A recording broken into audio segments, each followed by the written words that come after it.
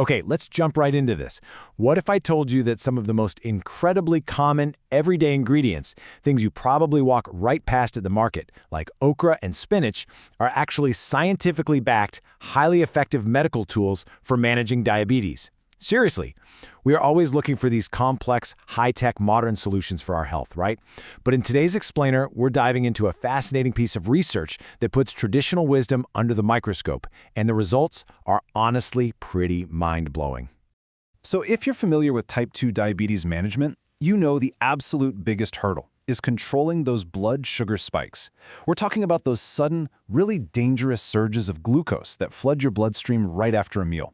Well, we're exploring a super exciting premise today, that everyday traditional diets, specifically indigenous vegetable sauces, might literally be the secret weapon we've been looking for to completely tackle this problem.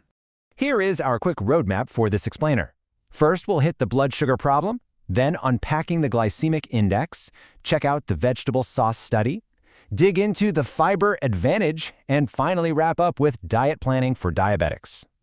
Starting with Section 1. The blood sugar problem, and managing those spikes. To really appreciate how these sauces work, we've got to brush up on two vital concepts. First up is the glycemic index, or GI. Honestly, the easiest way to think about the glycemic index is like a speed limit. It simply measures how fast, like how incredibly fast, the sugar from a specific food rushes into your bloodstream over a 2-hour window. And this is all compared to a baseline reference food, which is usually a 50-gram carb portion of plain white bread. So if a food has a high GI, that sugar is zooming way past the speed limit, causing a massive, sudden spike in your blood. Now, let's look at the second concept, because this really completes the picture. This is the glycemic load, or GL. If the glycemic index is the speed limit, I want you to think of the glycemic load as the traffic volume. It actually factors in the physical amount of carbohydrates you're eating in a standard serving. So it's telling us the total volume of sugar that's hitting the bloodstream, not just how fast it's traveling. To quickly recap, you've got the glycemic index, the speed of the spike, and the glycemic load, the actual volume of traffic, or carbs, in your serving. If you want to prevent those dangerous post-meal spikes, functional foods have to score low on both the speed and the volume. It's a two-part game. Moving to Section 2, unpacking the glycemic index scale. So how do researchers actually grade this stuff? Well, a high glycemic index is anything from 70 to 100. Medium sits right between 56 and 69, and low is 55 or less. 55 is absolutely the magic number here. When you eat foods in that low category, under 55, it does incredible things for your body. The research highlights that low glycemic foods improve your lipid profiles, they reduce weight gain, and they directly, measurably lower the risk of type 2 diabetes and cardiovascular disease. Staying under 55 is the ultimate goal. Okay, Section 3, the vegetable sauce study. Let's see what happens when we put tradition to the test.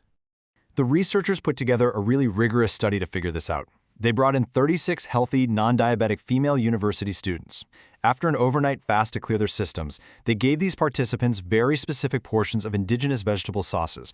We're talking okra, African spinach, and lettuce. Now, each serving was calculated to contain exactly 25 grams of digestible carbohydrates.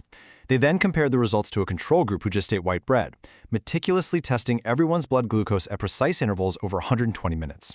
And wow, the results are visually stunning. You see that steep, high-arching line? That's the white bread control. That right there is your classic rapid blood sugar spike. But look right underneath it. See those incredibly gentle, flat lines? Those are the glycemic responses from the 3 vegetable sauces over that exact same 2-hour window. I mean, the traditional sauces barely even moved the needle compared to the processed bread. It's night and day. Let's actually break down the hard numbers here, because they're fascinating. The control white bread hit a staggering GI of 93.25. That is basically at the absolute top of the index. But check out the traditional sauces. The lettuce sauce came in at 36.76. Okra was an amazing 17.02. And the African spinach sauce, an incredibly low 14.05. And their glycemic load numbers were just as tiny, literally less than a single point for both the okra and the spinach. These traditional sauces don't just score a little bit better than processed bread, their impact is a tiny fraction of it. Remember our magic number? Anything under 55 is low and clinically beneficial. At 17 and 14, okra and spinach aren't just passing the test, they are absolutely crushing it. Which brings us to Section 4, the fiber advantage. Let's explain exactly why these sauces perform so brilliantly. The real secret weapon hidden inside these indigenous vegetables is dietary fiber. The okra sauce they tested, for example, contained over 3 grams of dietary fiber per serving. And mechanically speaking, I want you to visualize this fiber working inside your body like a fiber net. Here's what happens. When you eat these sauces, that dietary fiber forms this thick gel-like net, a physical barrier right in your stomach and intestines.